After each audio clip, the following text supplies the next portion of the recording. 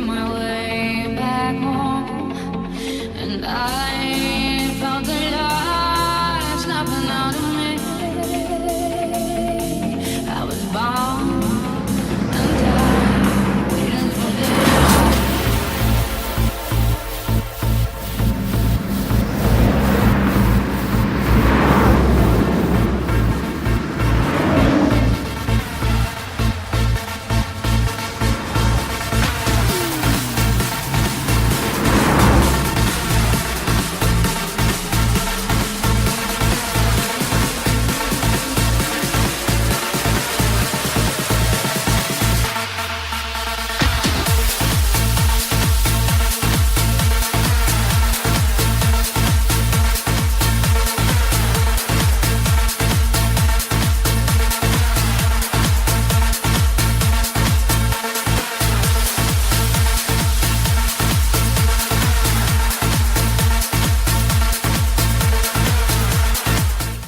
Saludos, gracias por acompañarnos en esta edición de Enroscando la Tuerca. Mi nombre es H. Roberto Llanos. Yo soy Julio García y este mes lo dedicamos a la literatura queer, ya que estamos en junio, el mes del orgullo queer en todo el mundo. Y por eso estamos aquí en la 28ª Marcha de Orgullo Queer en San Juan, para mostrarles la diversidad de nuestras comunidades y cómo celebramos en Puerto Rico. Mi nombre es Macharries y bienvenidos a Enroscando la Tuerca. Yeah.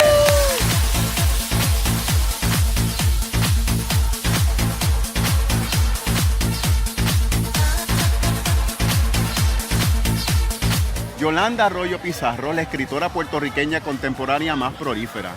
Su obra abarca una gran diversidad de temas y ha sido publicada en varios idiomas y varios países. Para ella, el activismo y la literatura van de la mano. Su presencia en las redes sociales confrontan a menudo paradigmas sexuales, sociales y literarios. En esta edición tendremos unas preguntas muy interesantes para ella.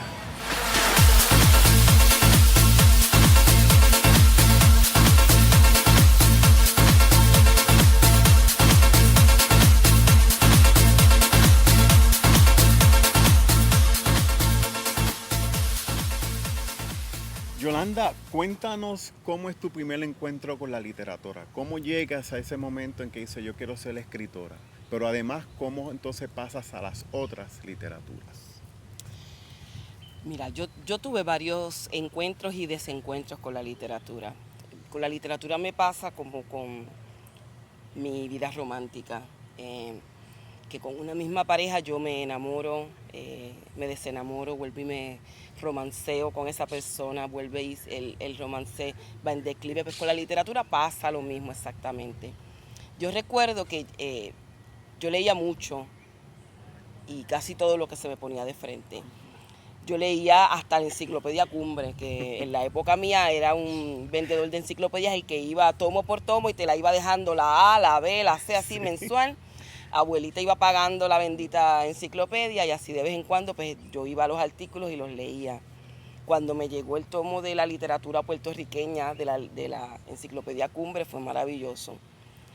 Pero asimismo, paralelamente, iba leyendo, pues por ejemplo, mi libro de cabecera, que es El Principito, de Antoine de Saint-Exupéry, que lo he leído cientos y cientos de veces, que tengo muchísimos ejemplares y que fue de lo primero que yo leí. Sin embargo, yo recuerdo haber tenido como que este momento cuando yo leí por primera vez a Horacio Quiroga. Horacio Quiroga fue el primer autor que a mí me dieron ganas de yo sentarme a escribir algo y que me quedara tan bien como Horacio Quiroga. Esos cuentos, ¿verdad? De amor, de locura, esos cuentos tenebrosos. De Horacio Quiroga paso a Edgar Allan Poe, leí y empecé a leer entonces también en inglés. De ahí entonces hago el salto a Cortázar, Borges, y pues, ¿verdad? Por ahí se dieron algunos otros escritores. Si te fijas, casi todos los que te he dicho son escritores varones, de lo que se pudiera llamar el canon. Pasé a leer a Gabriel García Márquez, pasé a leer, a ser fanática ferviente de Vargas Llosa, y leía todo lo de ellos. En la escuela, pues por supuesto, leía a Jorge Isaac, leía a Benito Pérez Galdós, todo eso. Fíjate que la lista sigue siendo de hombres. De varones. Entonces, yo recuerdo que yo hacía un ejercicio mental y era que muchos de los romances con los que me encontraba de manera literaria, en las diferentes literaturas que leía, en mi mente yo hacía cambios.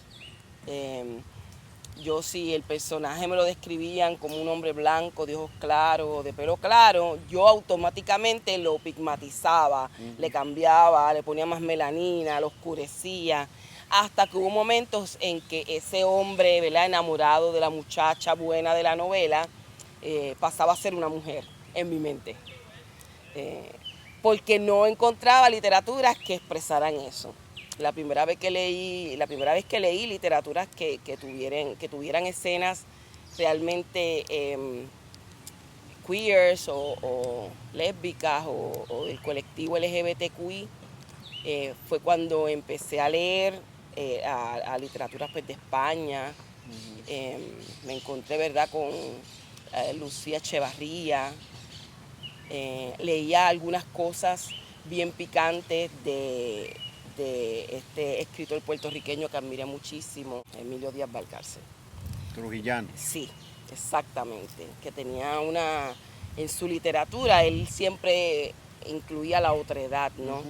Luego es que me entero que existe, pues, Manuel Ramos Otero, empiezo a leer mucho a Manuel Ramos Otero, pero el quiebre para leer literaturas otras o para hacerme, digamos, de un escudo real de vida literario vino con la publicación de la antología Los Otros Cuerpos. Porque entonces ya yo había escrito en aquel momento Ojos de Luna, y se me invita a que participe en la antología con un cuento que se titula El Rito, que es de dos mujeres, una de ellas, ¿verdad?, es un romance entre dos mujeres, una de ellas está cuidando a la otra que es paciente de cáncer y que está próxima a fallecer, y todo el andamiaje que se da alrededor de la familia, sobre todo de un hijo que va a sobrevivir no solamente a la madre que va a morir, sino a la pareja que se va a desintegrar con esa muerte. Bien, estamos celebrando el mes de orgullo queer, ¿verdad? La sombrilla donde abarcamos todo. El arco iris. El arco iris. Y una pregunta bien importante es si nosotros como artistas, como escritores, también somos activistas y si ejercemos el activismo a través de la literatura. Háblanos sobre eso. Mira, en mi caso yo te tengo que decir que ambas cosas han ido de la mano, el activismo y la carrera como escritora, y que incluso hace poco di con un término que no lo usaron para definirme a mí, estaban hablando de un colega al que admiro, Rafael Acevedo, y lo presentan a él como activista. Y cuando me puse a leer la definición, ¿verdad? Él es un gran poeta, muy estimado acá en Puerto Rico.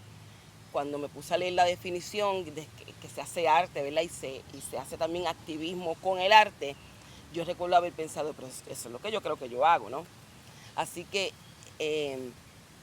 pienso que por las luchas que yo doy, en ocasiones luchas que eran un poco de manera como que automática o que no estaban muy bien pensadas por mí, por ejemplo, colocar personajes directamente o abiertamente homosexuales en mis literaturas, con romances abiertamente lésbicos en mis literaturas, o personajes fenotípicamente descritos dentro de lo que yo escribo como personajes negros, personajes que trabajan la afroidentidad, ¿verdad?, que vienen de afrodescendencia. Pues eso es una manera de hacer activismo, eso es una manera de denunciar, eso es una manera de decirle al mundo qué mal que nos han invisibilizado, qué mal que Yolanda Arroyo Pizarro tuvo que pasar por 700 libros, la lectura de 700 libros, antes de encontrarse con un libro que la describe a ella o que describe sus amores, o que describe los tonos de pieles que ella le gusta privilegiar o que el mundo debería estar privilegiando por la inequidad, etc. Y esa denuncia se convierte en un acto de activismo. Así que yo creo que ambas van de la mano. Es un romance que se nutre el uno del otro. Yo asisto a congresos, a simposios, a convenciones que no solamente trabajan el tema de la literatura como arte, sino que trabajan la denuncia y el activismo y las posturas políticas y qué hacer con eso, cómo deshacer posturas, descerebrar alma, desarraigar lo que hay, básicamente, ¿verdad? Construir un ente nuevo, un ser humano nuevo, un ser humano que no se deje manipular tanto del sistema y que desde las lecturas entretenidas y bien montadas que los escritores hacemos con la literatura, pues puedan, ¿verdad?, lograr ese pensamiento crítico. Yolanda, tu presencia en las redes sociales es significativa. Hay gente que te puede acusar de que eso es puro mercadeo y pantalla, pero también podemos verlo desde el lado de que eso es parte del activismo, porque hoy en día tenemos que tener presencia en las redes sociales para un activismo. Háblanos de eso y cómo eso ha impactado tu trabajo literario, pero también la relación con los lectores. Es una buena pregunta porque sí ha impactado mi trabajo literario en el aspecto de que cada vez más hay gente que se acerca a mí por mi Facebook o por mi Twitter y me hacen invitaciones a otros lugares del mundo. Mira, la última invitación, yo voy a visitar a Cartagena ahora en junio y esa invitación me llegó en un mensaje de inbox por Facebook. Porque hay cada vez más y más gente que entra a las redes sociales. Ellos usan filtros, dicen quién está manejando los discursos de antirracismo en el Caribe. Y Facebook te da, ¿verdad? El logaritmo de Facebook te hace una fórmula y esos resultados les llegan a ellos y ellos dicen, pues esta persona, mucho más fácil que quizás irse a googlearlo. La presencia en redes es tan necesaria por eso, porque la gente te ve, te sigue leyendo. Hay gente que me ha dicho que eso... La primera vez yo me desmayé, casi colapsé, pero ya lo he superado. Yo te leo, escritora, yo te leo. Sí, ¿qué cuento o qué libro mío has comprado? No, ninguno, yo te leo en Facebook. Uno se queda como que, sí, está bien, pero entonces... Estamos leyendo en Facebook. Ya hay que hacer la reconciliación de que hay generaciones que te leen en Facebook. Pues, ¿qué tú puedes hacer? Pues mira, pones un fragmento de uno de tus escritos y el enlace donde está el cuento más largo, que lo tiene, qué sé yo, 80 grados, Afrofémina, cualquiera de las revistas en las que yo contribuyo, ¿no? La gente cada vez se siente más apegada a ti. Las opiniones son inmediatas. Mira, Yolanda, me gustó, qué sé yo, tu novela Violeta, pero la verdad que este párrafo en el que tú hablas de la agresión, y te cuentan, ¿no? Y te cuentan, me hizo recordar esto, me acordé de unas cosas que me sucedió cuando chiquita, o no me gustó este relato tuyo. Hay gente que odia, ¿verdad?, la novela Violeta, hay gente que ama la novela Violeta, hay gente que le encanta Caparazones, que le encanta el manejo que yo hago del erotismo, sobre todo en las primeras páginas de la novela Caparazones. Ahí estábamos hablando en estos días que hay una corriente, ¿verdad?, de identidad que es la asexual, que entonces eso los repele, que está en contra de que se sea tan sexualmente explícito. Todas esas posturas hay que privilegiarlas, hay que respetarlas, pero se da el diálogo a través de lo que uno postea o no en redes sociales. Yolanda, tú has hablado de la necesidad de escribir más sobre personajes trans, ya sea de hombre a mujer, de mujer a hombre, que hay poco, de asexualidad, de poliamor, de todos estos temas. ¿Cuál sería la mejor forma de exponerlos literariamente? Mira, la mejor manera de representar esas identidades dentro de la literatura es que tengamos exponentes escritores que abracen, que se sientan en esas identidades y que escriban sobre el tema. Eso sería maravilloso. Mientras eso sucede, todos los demás que estamos observando y que pertenecemos a estos colectivos, a las mal llamadas minorías, y digo mal llamadas porque donde quiera que yo veo gente queer, gente lesbiana, o sea, no son minorías. Yo pienso que es saludable que seamos nosotros, que seamos esos que estamos en medio de estas comunidades, quienes podamos escribir de esa experiencia. Por supuesto, en el momento de mirar una literatura que está escrita por un autor, por un escritor trans, claro que sí, que él debería tener, ¿verdad? Como que ese privilegio, o debería tener al menos toda nuestra atención, al menos todo nuestro apoyo. En lo que eso sucede, hay que darle la bienvenida a todas estas otras escrituras o todas estas maneras de manifestar la literatura desde diferentes ámbitos. Yo sí sé que hay muy pocos libros que reseñan desde la ficción, desde el testimonio, desde los textos que se pueden considerar autobiográficos o biografías o memorias. Eso sí sé que, ¿verdad? Hay un gran auge en estos momentos, pero aún siguen siendo los menos. O sea, el tema ya no es tabú. La crítica literaria. O la crítica literaria. Claro está. Eso siempre va a existir. La crítica literaria existe para criticar. Eso hay que permitirlo que eso suceda. Lo que no puede pasar es cerrarle las puertas a estos testimonios, cerrarle las puertas a estas personalidades, a estos personajes. Yo hago el llamado para que se sigan dando talleres de escritura creativa.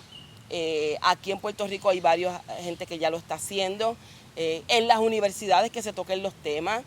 Todavía tú y yo sabemos que hay programas de escritura creativa muy conservadores en términos de los temas, en términos del manejo de los temas. Estamos ahí para hacer la diferencia, para llamar la atención y decir un momento, no, estos temas existen desde que el mundo es mundo y en nuestra época hay una bienvenida, una apertura total a que se discutan. Que se den cuenta ellos, los fundamentalistas que están quizás filtrados en estos programas o que la están pasando bomba porque están entretenidos escribiendo, que no se crean que esa batalla también ellos la van a ganar. Estamos en otro mundo que muchos de los escritores activistas han logrado estas aperturas y no estamos dispuestos a echar hacia atrás.